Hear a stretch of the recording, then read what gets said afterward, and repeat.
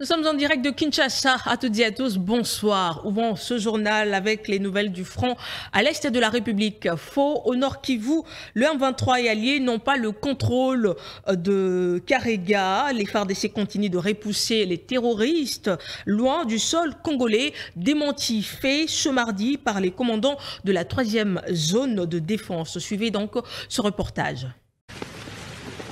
Faux. Le M23 et alliés n'ont pas le contrôle de Karenga à Massissi.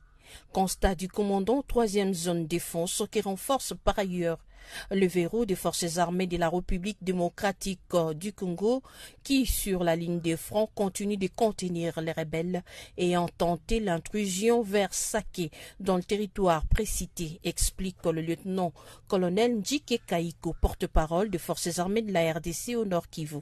Ils ont fait semblant, n'est-ce pas, d'abandonner Kibumba, qui n'ont pas vraiment abandonné, et ils ont amené tous les renforts vers ces coins et ils pensaient que ce sera facile. Mais vous venez de le constater que le verrou, il est très dur, le verrou des forces armées de la République démocratique du Congo. Donc c'est dans ce cadre-là que le commandant 3e zone de défense, le lieutenant général Marcel Mbangou, a tenu lui-même à venir dans la zone. Il a réconforté les militaires et il a rassuré par la même occasion nos populations qui vivent dans cette zone. Le colonel Ndjike a un mot pour les habitants fuyant à cause de la rumeur répandue faisant état d'attaques à Kimoka. Réaction normale de tout être humain par rapport, n'est-ce pas, à un danger, c'est de se mettre à l'abri. Mais vous venez de constater avec moi que Karenga, dans sa totalité, est sous contrôle des forces armées de la République démocratique du Congo. Donc, c'est ici aussi le lieu d'appeler la population à ne pas se laisser emporter, n'est-ce pas, par cette guerre médiatique, par ce chantage que fait l'armée rwandaise et ses différents alliés. Ils sont en train de faire face à la puissance de fait des forces armées de la République démocratique du Congo. Et je vous rassure ici, n'est-ce pas, que nous allons les contenir dans leur position et ils doivent rentrer d'où ils sont venus. Le lieutenant-général Mbangou Machita Marcel, vous le savez, il est commandant 3e zone défense. Il a par cette occasion réarmé le moral des hommes alignés sur la ligne de front face à ceux qui, selon lui, violent les conclusions du sommet de Luanda. L'expérience Vidi et Chimanga aura servi à d'aucuns, mais à l'inverse, une vidéo circule sur la toile réalisée par le vice-gouverneur de Kinshasa, le sulfureux Gekoko Mulumba, au beau milieu de son bureau. Nous sommes là à l'hôtel de ville de Kinshasa. Il a orchestré une attrape corrupteur et le coup a donc réussi. Bob Toko pour les commentaires. Les images que vous voyez sont réelles. Le scénario d'une séquence holydienne a été tourné dans le bureau du vice-gouverneur de Kinshasa, Gérard Mulumba dit Gekoko. Sur ces images, visiblement tournées en caméra cachée, le monsieur en veston-cravate est un opérateur économique qui, selon le gouverneur qui a mis la vidéo en ligne, aurait tenté de les soudoyer. Roger Ngoma, se nomme-t-il. Il est coordonnateur du service du personnel et relations publiques chez Kim International, une entreprise scellée pour fabrication de sachets non biodégradables. Selon cette vidéo, l'infortuné a tenté, moyennant la somme de 3 000 $ américains, d'obtenir la réouverture de cette usine. Le vice-gouverneur, qui connaissait certainement les intentions de ces derniers depuis le premier contact, avait pris toutes les dispositions pour constituer des preuves, d'où le coup de filet. Toujours ces images renseignent que le vice-gouverneur a personnellement procédé à l'arrestation de son corrupteur raté. Les faits se sont produits le lundi 26 décembre. Un procès a également été débuté, procès dont le verdict est attendu. Le gouverneur est décidément passionné des preuves en images. En 2018, alors député provincial, grâce à un stylo photographe, il a fait une capture de son bulletin de vote pour prouver qu'il avait réellement voté pour un candidat sénateur, UDPS. En politique, la déclaration commune signée par Martin Fayulu, Matata Ponyo et Denis Mukwege fait déjà l'objet des réactions après sa publication. Hier, lundi 26 décembre, ce communiqué conjoint signé par l'ancien candidat à la présidentielle de 2018, l'ancien Premier ministre, ainsi que le docteur prix Nobel de la paix, a fustigé la non-inclusivité du processus électoral, la mauvaise gestion de la question sécuritaire à l'Est et dénonce ce que le 3 leaders qualifient des déficits criants de leadership en République démocratique du Congo, des propos auxquels a réagi Fedi Mukendi, qui est donc au cadre de l'Union sacrée. Il répond aux questions de Stéphane Munchipai. Bon, en fait, c'est la démocratie. Hein? En démocratie, chacun est libre de prendre parole dans les médias et de donner un point de vue. Mais quand j'analyse, je trouve que c'est un bloc contre la Constitution, un bloc contre les élections, mais aussi un bloc contre l'état des droits que tous les Congolais souhaitent de tous leurs vœux. Quand dans ce bloc, les revendications que l'on puisse arrêter les poursuites contre quelqu'un qui est soupçonné d'avoir détourné les fonds du trésor public dans le projet Bukangalonzo.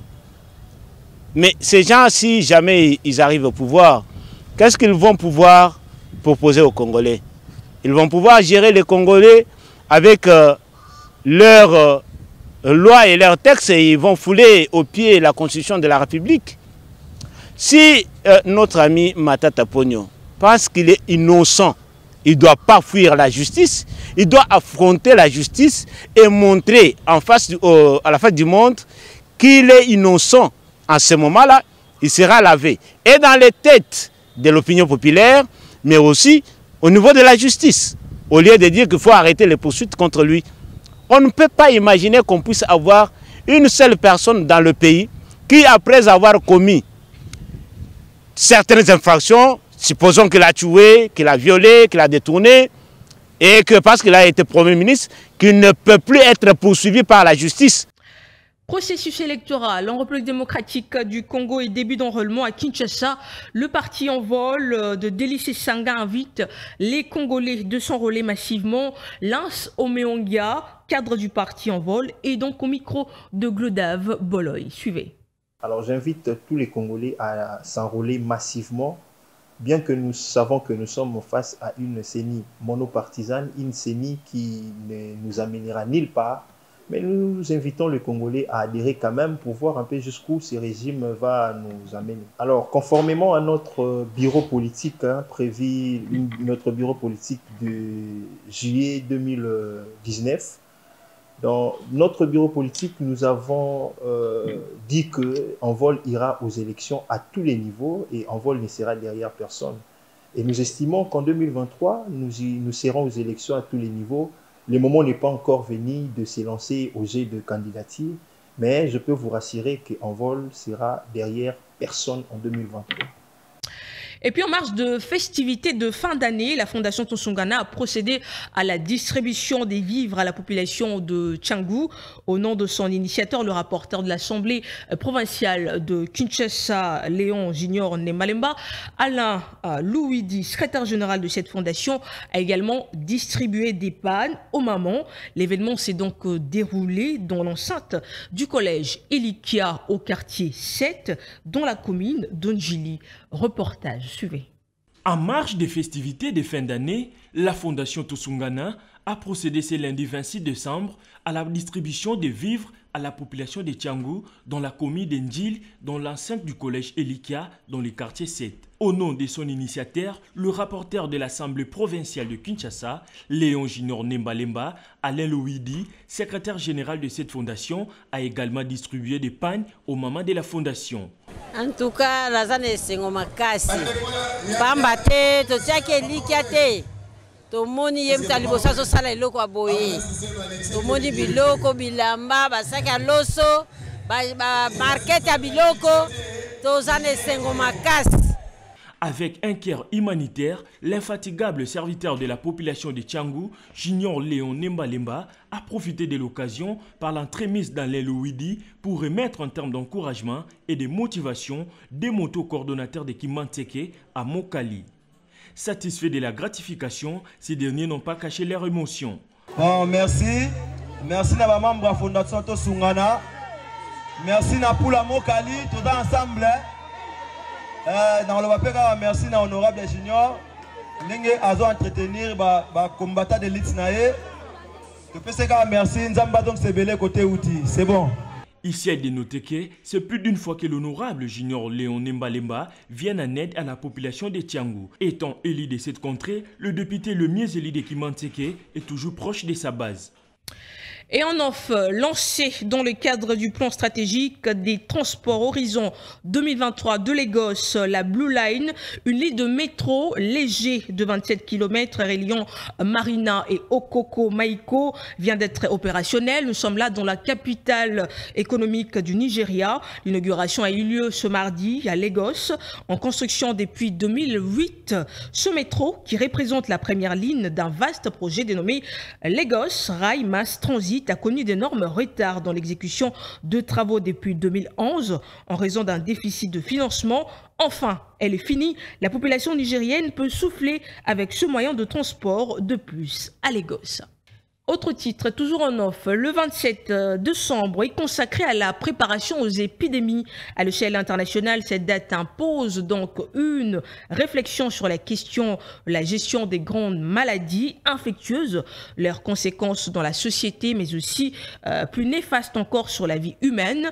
Les épidémies menacent sans cesse l'équilibre de survie déjà sensible pour plusieurs raisons, notamment la perturbation du système de santé en défaveur des personnes vulnérables. En santé toujours, la Chine mettra fin à partir du 8 janvier prochain aux quarantaines obligatoires des arrivées sur son territoire. Après 3 ans d'isolement pour cause des Covid-19, la Chine est la grande économie mondiale qui continue à imposer une mise en quarantaine des voyageurs étrangers sur son territoire. Explication dans cet élément. C'est un ouf de soulagement pour les Chinois qui s'est réjoui ce mardi 27 décembre après l'annonce de la suppression de la quarantaine obligatoire à l'arrivée en Chine et s'empresse de resserrer des vols à l'étranger. Après 3 ans d'isolement, la Chine en a fini avec sa politique sanitaire zéro Covid et le pays mettra fin le 8 janvier prochain aux quarantaines obligatoires à l'arrivée sur son sol. Par ailleurs, la Chine est touchée à ces jours par une flambée de contamination depuis l'abandon de l'essentiel de ses restrictions sanitaires au début du mois. Mais à compter du mois prochain, seul un test négatif de moins de 48 heures sera exigé pour entrer sur les territoires, a précisé lundi 26 décembre la commission de la santé qui fait office de ministère. Les réseaux sociaux chinois ont aussitôt réagi avec enthousiasme à la fin de restrictions qui maintenaient leur pays isolé du monde extérieur depuis mars 2020. Pendant ce temps, en République démocratique du Congo, les Congolais se plaignent chaque jour du mauvais traitement et monnayage de tests de Covid-19 à l'arrivée et au départ des vols. Et on se quitte avec du sport en prévision de la participation des Léopards à prime de la République démocratique du Congo au 7e championnat d'Afrique de nations de football prévu du 13 janvier au 4 février 2013 en Algérie. Les ambassadeurs congolais ont repris du service ce mardi 27 décembre. Nous sommes là au stade de la Pentecôte. Conduite par le patron du staff technique Otis Ngoma Kondi, le 21 Léopard présent à Kinshasa ont pris part ce matin à une séance d'entraînement d'évaluation physiologique axée sur le travail aérobique et l'endurance. L'objectif est de construire la base physique du joueur en les rendant plus résistants.